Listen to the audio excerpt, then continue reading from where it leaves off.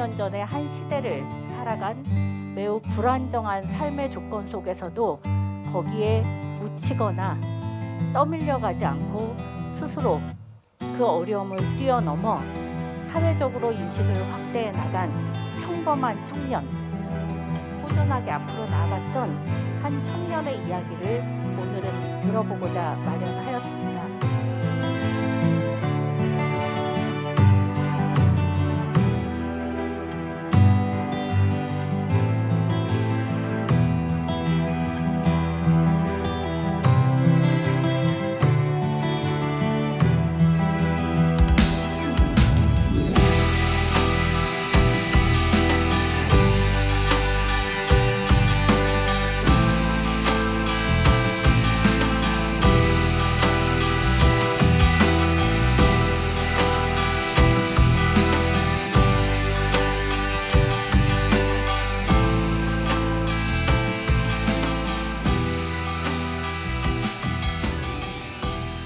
본사는 근본평화시장 피복계의 일대 센세이션을 일으킬 테일 피복입니다. 타사와 달리 철저한 품질관리와 생산 원가를 고객 여러분에게 솔직하게 알려드리고 생산 과정을 소개하여 드립니다. 가격은 고객 여러분께서 생산 원가를 뺀 얼마간의 이익을 붙여 주시면 됩니다. 그리고 본사의 이윤은 기업주와 종업원이 공평하게 분배합니다.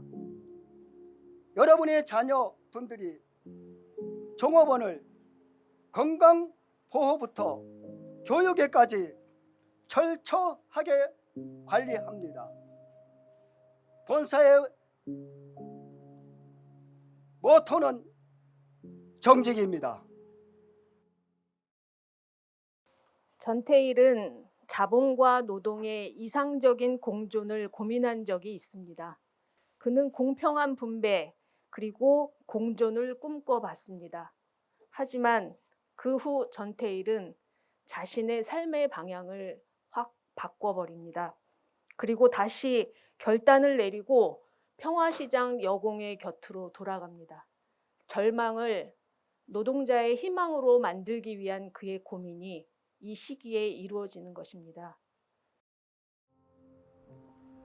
어느덧 결실의 가을은 지나가고 살얼음이 어는 겨울이 되어갑니다.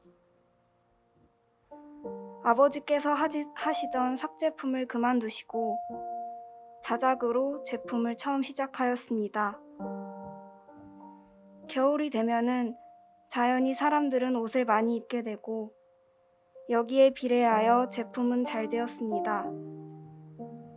그러나 아버지께서는 저더러 학교를 중단하고 집에서 전력으로 미싱 일을 돌보라는 분부십니다. 저의 심정은 과연 어떠하였겠습니까? 아버지의 그 말씀은 듣는 순간 나는 뇌성병괴가 세상을 삼키는 것 같았습니다. 아버지의 분부를 거역할 수는 없습니다. 그렇지만 학업을 중단하기는 더욱 싫었습니다. 입학한 지 1년이 채 못 되었지만 하루하루 나의 생활 속에서 배움을 빼버리면 무슨 희망으로 살아가겠습니까? 나는 학업의 밤 미치광이가 되다시피 한 나를 어떻게 학업을 중단하라고 하시는지 정말 애가 타고 불안하기만 합니다. 내 나이 16살, 중학교 1학년인데 지금 또 학업을 중단하면 나는 영영 배움의 길이 막히는 것입니다. 열사가 청옥 고등공민학교에 다니던 시절을 회상한 이야기와 그 시절에 그 행복했던 순간을 아버지가 공부를 때려치라는 말씀을 하시면서 절망의 순간으로 바뀌던 그 시기를 적어놓은 글입니다. 얼마나 공부가 하고 싶었으면 뇌성번개라는 표현을 일기장에 남겨놨을까요? 학교가 줄 세우기 그리고 경쟁을 가르치는 공간이 되어버린 지금 우리는 과연 무엇을 위해서 공부를 해야 되는가라는 것을 한번 되짚어보게 하는 부분이라고 생각이 됩니다. 마침내 생각대로 했다. 시청 뒤 보건사회부역 옆 학임사 2층에 가서 연합중고등통신 강의록 중학 한 권을 150원에 샀다. 이로써 희미해져가는 배움의 정신을 내 마음 한 곳에 심한 타격을 줌으로써 다시 똑똑하게 그리고 단단하게 붙들어맬 것이다. 남은 다 하는데 나라고 못할 리가 어디 있어. 해보자. 그리고 내년 3월 달에는 꼭 대학 입시를 보자. 앞으로 376일 남았구나. 1학년 하고 10일. 재단을 하면서 하루에 저녁 2시간씩 공부하면 내년에는 대학 입시를 보겠지. 해보자. 해라. 신 아주머니는 내가 일을 꾸준히 하지 않은 줄 알고 돈 500원을 더 융통해 주시지 않으시지만 나는 지금 그 길에다가 온 마음과 정신을 걸었다. 만약에 무슨 불상사로 내가 일을 할 수 없게 되면은 내 청춘에 다시는 희망이 없을 줄 안다. 돈 515원 남은 걸로 노트 10원짜리 하나 사고 5원 남은 건 내일 전압이다. 내일부터 23일까지 금식이다. 설마 3일 금식에 죽지 않겠지. 태극이 똑똑히 들어. 정신수양이 금식이야. 먹을 게 없어서가 아니다. 오늘은 내가 처음으로 눈물을 보았다. 과거를 회상하던 일기에는 너무나 어렵고 힘겹게 하루하루를 버티던 이야기들이 적혀 있지만 그 속에는 희망을 놓지 않는 전태일의 몸부림이 읽혀졌습니다. 지금도 이 시대의 평범한 청년들이 자신의 삶이 이 사회의 어떤 문제에서 비롯되는 것인지를 인식해 가면서 치열한 삶을 살아가고 있습니다. 그리고 전태일처럼 누군가는 자신의 삶을 사회적으로 확장해서 그 삶을 살아가는 길을 걸어가고 있습니다. 오금이 안녕. 이 선생님에게 편지를 씀으로써 그대는 영원한 천사와 같이 사랑해선 안 될 사람. 부디 행복하소서. 진심으로 두 손 모아 주 앞에 기원합니다. 이 선생님, 사모하는 오금이 두 사람을 위해서는 나의 미약 하나마 힘 닿는 데까지 행복을 비리라. 이로써 잠시나마 나의 심의 자리를 잡았던 연인을 잃어야 할 때가 왔나 보다. 부디 행복합소서. 다음 고등 강의록을 받아올 때는 이름을 전태일로 해야지. 한일자를 모일일과 즉 합칠일자 전태일, 온전전과 큰 태자의 합칠일자. 내일부터는 일을 시작하니 살 것 같다. 13일 상경에서 오늘까지 10일. 돈을 다 합쳐서 800원 가지고 10일간 살 것이다. 내일부터는 본격 전이 뻘어질 때지. 내일부터 내가 힘 닿는 데까지 열심히 일해서 주인의 공을 갚고 이해 안에 안전한 재단사가 되자. 그리고 군대 가기 전 2년간은 돈을 여러 가지, 최소한 집 한 채는 장만해야지. 오늘은 정월 대보름 도봉동 집을 찾아보아야겠지만 나는 지금 한미사 이 집에 온 생애를 다 걸다시피 했다. 여기서 일이 계획대로 잘 되어 나가야 한다. 사랑하는 사람과 헤어지기로 결심한 이 일기 옆에는 동심을 버려라, 현실에 충실하라, 이 글씨를 굉장히 진하고 큰 글씨로 써놓았습니다. 한미사 재단사로 일하게 되던 이 즈음에 그는 인식의 확장을 가져옵니다. 크다, 넉넉하다, 편안하다, 자유롭다 라는 태자, 그리고 거기에 한일자가 아닌 모두, 오로지 모두가 하나 되다 라는 뜻을 가진 일자를 자기 이름으로 쓰겠다고 결심을 합니다. 그리고 일기장 곳곳에 한자 연습을 해놓은, 한자로 전태일을 써놓은 흔적들이 있습니다. 그는 현실을 인식해 가면서 자기 이름을, 그 뜻을 가슴 깊이 새겨놓기 시작을 했습니다. 얼마나 위로해야 할 나의 전체의 일부냐? 얼마나 불쌍한 현실의 패자냐? 얼마나 몸서리치는 사회의 한 색깔이냐?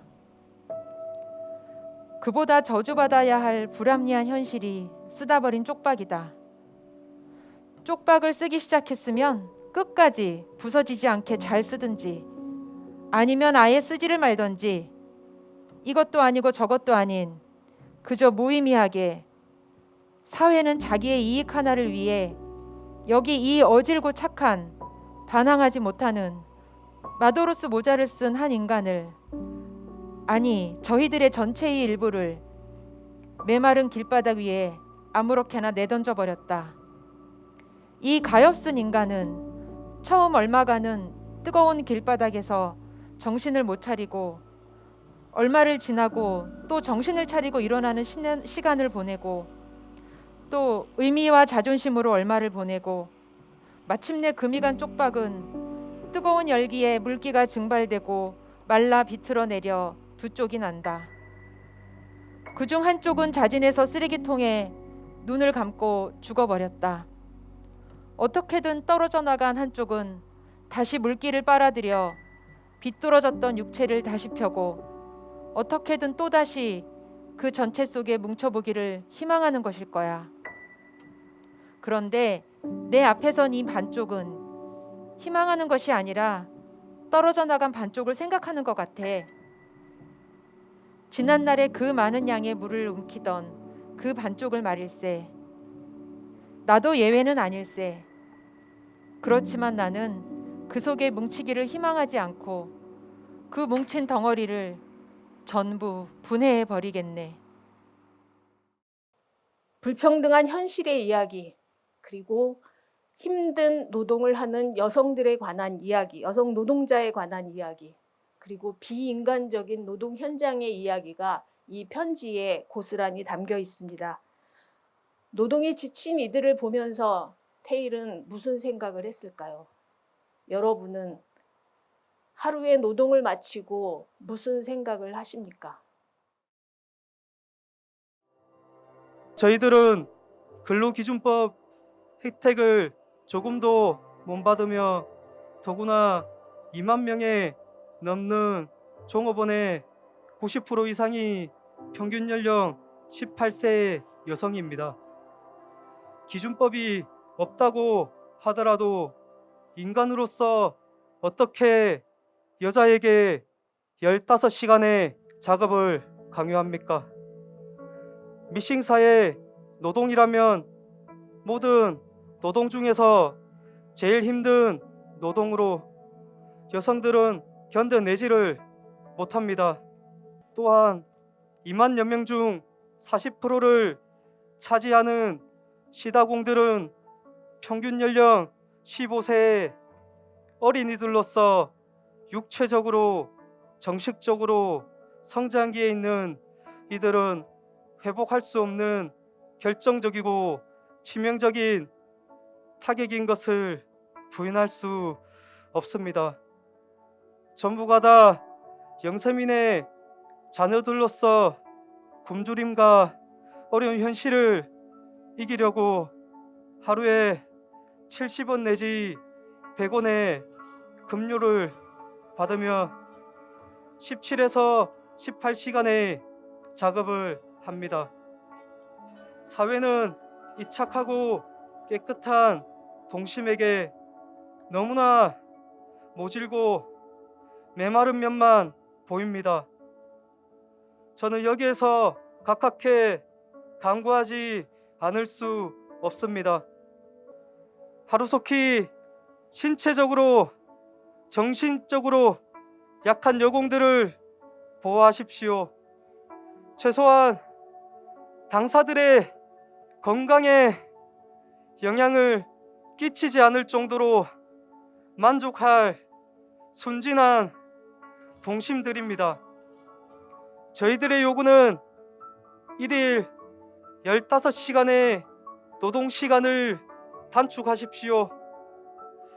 1일 10시간, 12시간으로 1개월 혹일 2일을 일요일마다 휴일로 쉬기를 희망합니다. 건강진단을 정확하게 하여 주십시오. 시다공들의 수당 형 70원 내지 100원을 50% 이상 인상하십시오. 절대로 무리한 요구가 아님을 맹세합니다. 인간으로서의 최소한의 요구입니다. 나는 돌아가야 한다. 꼭 돌아가야 한다. 불쌍한 내 형제의 곁으로, 내 마음의 고향으로, 내 이상의 전부인 평화시장의 어린 동심 곁으로. 그래서 전태일은 다시 돌아갔고 이곳에서 많은 이들을 조직하기 시작했고 그들이 자신의 뜻을 이어갈 것이라고 믿었기 때문에 스스로 몸에 불을 붙였습니다. 전태일이 마지막 남겼던 말은 그 죽음을 헛되이 하지 말라는 것이었고 우리 모두에게 그 뜻을 제대로 이어갈 것을 약속하라는 것이었습니다.